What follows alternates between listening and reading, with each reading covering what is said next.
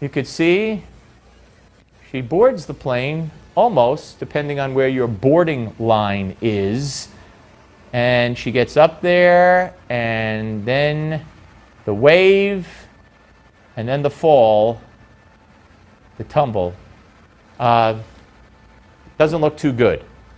All right, and here to weigh in on all of this and more is Dick Morris, of course, Newsmax TV Political Analyst, author of the #1 bestseller. Everybody's talking about it constantly, Armageddon, How Trump Can Beat Hillary. Dick, welcome, sir. Well, this is a holiday for me. This is a very special day because today Donald Trump did not make any mistakes. Well, that is good. I do want to ask you about Hillary's health issues. The picture that was posted, it was granted an old picture from February, but the bizarre remarks, the bizarre behavior where the guy rushed up on stage. They say he might have been Secret Service, he might not be, saying keep talking, and she said, okay, I'll keep talking. Is her health an issue? Should it be an issue or an issue of concern? Well, of course, health should always be an issue. I would remind people that Bill Clinton never released his medical reports, never released his medical exams, even after he served as president. And there are all kinds of speculation as to what he was hiding in the past. But and maybe included that as Monica Lewinsky. But in any case, the point is that Hillary should release it. She should be given an examination, and it's a legitimate question to ask of someone of my age and Hillary's age. We're 1 month apart. I don't fall getting onto airplanes, but if I did, I'd sure want to know why. Yeah. All right. Now let's move on and let's talk about, you say Donald Trump didn't make any blunders today. He was interrupted about 13 times during the speech he gave in Detroit that we showed a clip of. He handled it very well. Yet, you know, Dick, you know what the coverage is. The coverage is Hillary's response of that tax plan, how 50 Republican security experts have come out and said they're never going to vote for Donald Trump, and how Donald Trump's tax plan itself would bankrupt America, according to economists on both sides of the aisle. So even though he didn't do anything wrong, quote unquote, as you alluded to, he's still getting clobbered in the press. Well, yeah, they'll always be biased. And you can't expect anything other than a dark filter. But his tax plan is very similar to the Republican establishment's tax plan, so it's fine in terms of its bankruptcy. And it pioneers two important new areas, both of real interest to the Sanders voters. First of all, the idea of a tax deduction for child care, probably not refundable, so it's not a welfare check. But if you go to work and you have your children in child care, you'll get a tax deduction for it, the most basic of all business expenses, daycare. And secondly, the repeal of the carried interest provision. Carried interest is such a ripoff. It means that if you run a hedge fund, you don't have to pay regular income taxes on your income.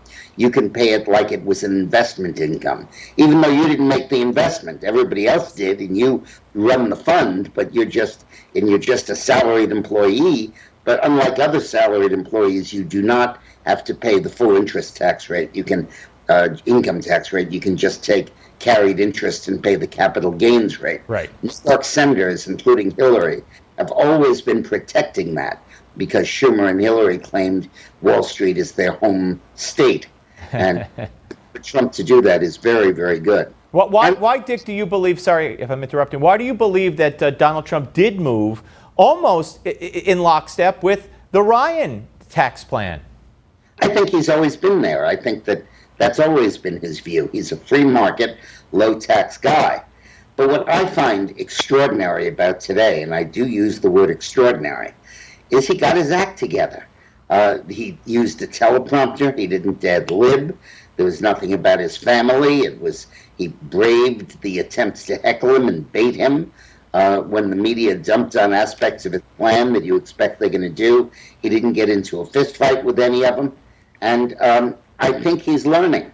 And if Donald Trump changes the way he's acting so that he acts every day like today, he gives a serious speech, carefully drafted, with a carefully drafted series of recommendations, and he doesn't get into any side fights, even when he's goaded beyond belief. That is going to be a new Donald Trump in this race. Let me ask you before we go to the break, then we'll have a whole nother segment to talk. How significant, and again, something else the media is either ignoring or poo-pooing, but the fact that Hillary's emails on her unprotected server discuss this Iranian scientist, and he winds up being executed this weekend by Iran. I mean, my goodness, that should be huge. Of course it should be. I did a video on it just today. This guy said that he was kidnapped by the United States, forced to come to America, and under duress, forced to tell of Iran's nuclear efforts. The State Department claims that they didn't kidnap anybody, and the issue is, did he come here of his own free will, or was he forced? Now he has a 5-year-old son in Tehran, right? So that's why he probably said he was forced. Then Hillary's emails come out, and there's one from her that says, quote, he's free to stay or go, whatever he wants, it's his decision. And another email comes out of a guy reporting to Hillary saying, with this guy, we have no way to hold him, and we're holding him. Dick, we'll come back, we'll finish up. 877 Newsmax, you want to talk to Dick Morris on the Steve Malzberg Show.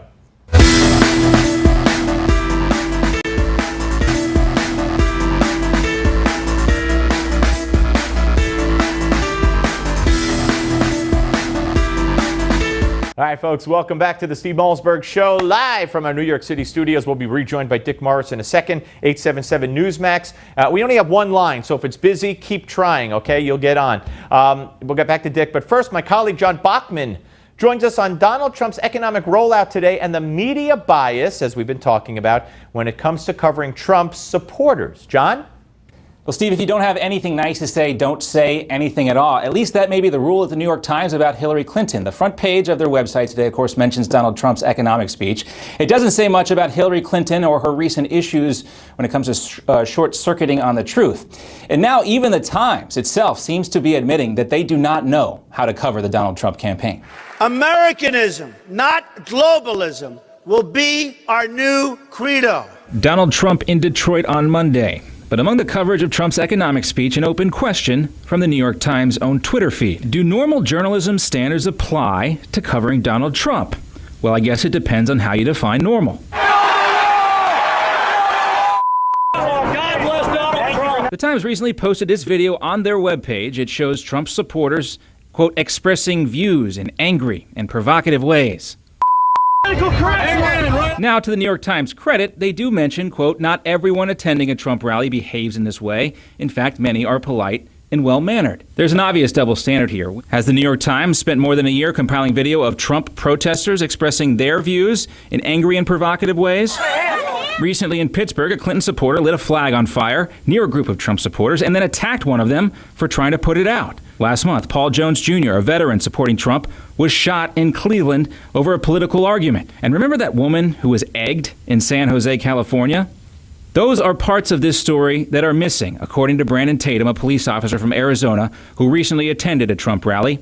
And he had this to say about the protesters he saw. These people are the most hateful, evil people that I've ever seen. I could not believe what I saw. Well, one thing that seems to stick out from that Times article, they asked the question, do they need to change the way the media covers Trump? I think the obvious answer is yes. They need to change the way they cover everybody. Be more fair. Gallup late last year noted that only 4 out of 10 Americans trust the mass media. The New York Times promoting that Trump video without an alternative or another side of the story has to be contributing to that lack of trust by the American people. At least I think so. Steve, back to you. Yeah, all right, John. Thank you very much, as always. Let's go back to Dick Morris, Newsmax TV political analyst, author of Armageddon, How Trump Can Beat Hillary. And basically, you know, that's a great examples there, Dick, of the media bias and what they don't cover. We have a woman in McKinney, Texas today. Her whole front lawn was vandalized because she had a bunch of Trump signs out there. And I'm hearing about this more and more. But again, you would never know it's happening.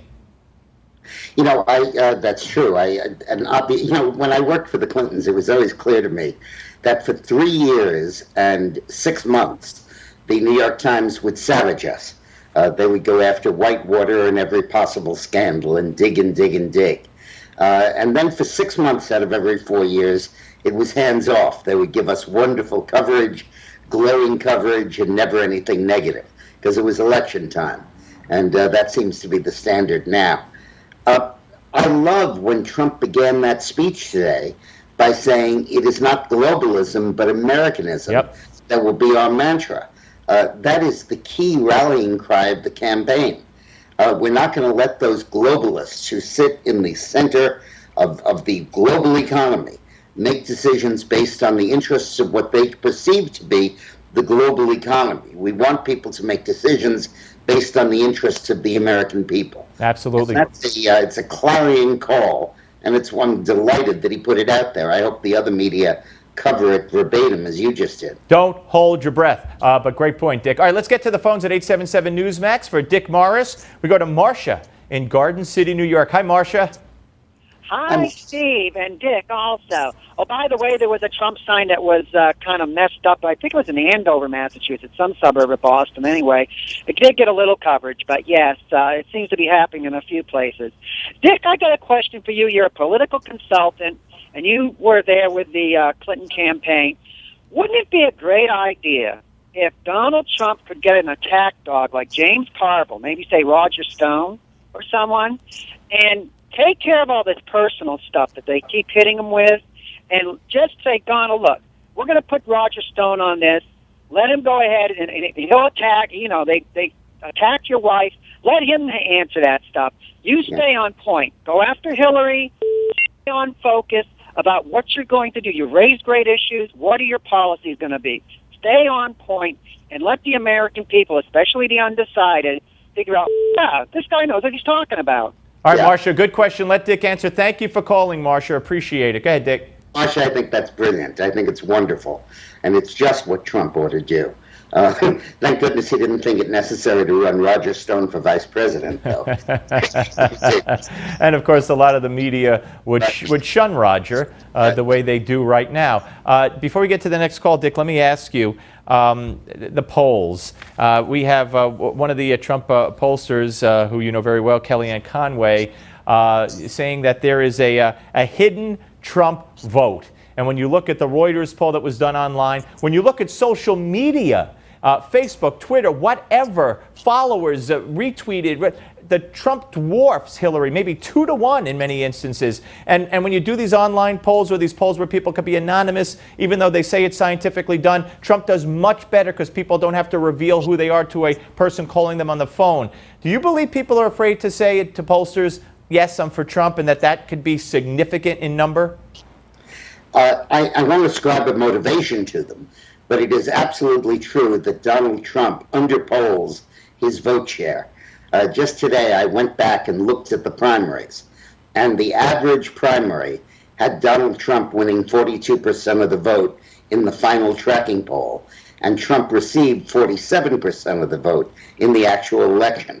So over the past primaries, which are an infallible guide because it's what actually happened, there was a 5-point undercounting of Donald Trump's vote. And right now, if you took 5 away from Hillary and gave 5 to Trump, Trump would be ahead. Yeah, and there's also this issue of weighting the polls heavily in favor of Democrats, which you know has come out. Pat Caddell has weighed in on that. That these polls are just designed to give Hillary a big advantage. How do they think they're going to get away with those polls being viewed as fair when people who look at the numbers see that they've gone 16% or so in the direction of Democrats when they talk about who they polled? Yeah, I think that that's a very good point. I think that we have to understand that, first of all, party identification is not something you can fix in advance and then wait. It's an opinion that changes as the election goes on. And if you wait out people saying they're Republican or independent, you're answering for them. But there's a more significant thing. There was a very detailed study done of the composition of the American electorate. And it concluded that the views as to who's in the electorate is based on exit polling. Right. But exit polling is increasingly inaccurate because of mail voting and early voting that makes who votes on election day less relevant.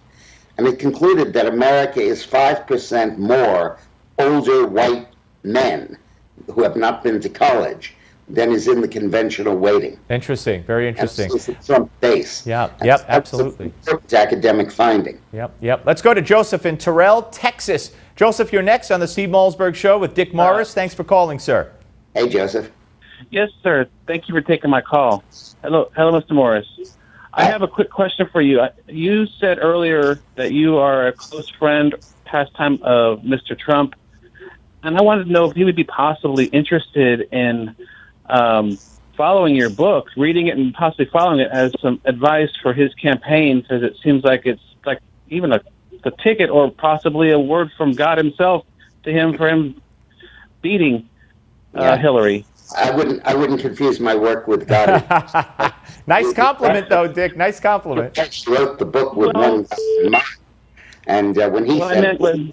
And when he came out today and said Americanism, not globalism, he advocated tax deductions for child care. He came out against Wall Street ripoff of carried interest. Those are all from my book, Armageddon. And more I feel he's following a lot of that, and I think that you'll begin to see him moving up as a result of it. Thank you for the call, Joseph. Thank you very much. Dick, we have a minute left. You confident that notwithstanding the negative media coverage that even today we'll get, that Donald Trump could close these polls within the next month or so? Today is a great day for Donald Trump, and you have to take off the media blinders and look at the actual coverage. The speculation about Hillary's email, the coverage of her short-circuiting comment, re-injection of the word email into the campaign, Trump delivering a serious economic speech, Trump moving to embrace the Republican orthodoxy, the points that I just made, and Trump not being baited. Well, let me give you another reference to the good Lord, from your lips to God's ears. Thank you, Dick. Always great to talk to you, sir. Thank you very much. Folks, if you watch Newsmax TV on DirecTV, we're moving our primetime shows to channel 366 in another week. Now, you can begin watching there now. So why don't you do that now so you can forget about it? Check us out on channel 366. Up next, former NSA analyst turned whistleblower Bill Binney joins us to discuss Hillary's lost emails and who might have them.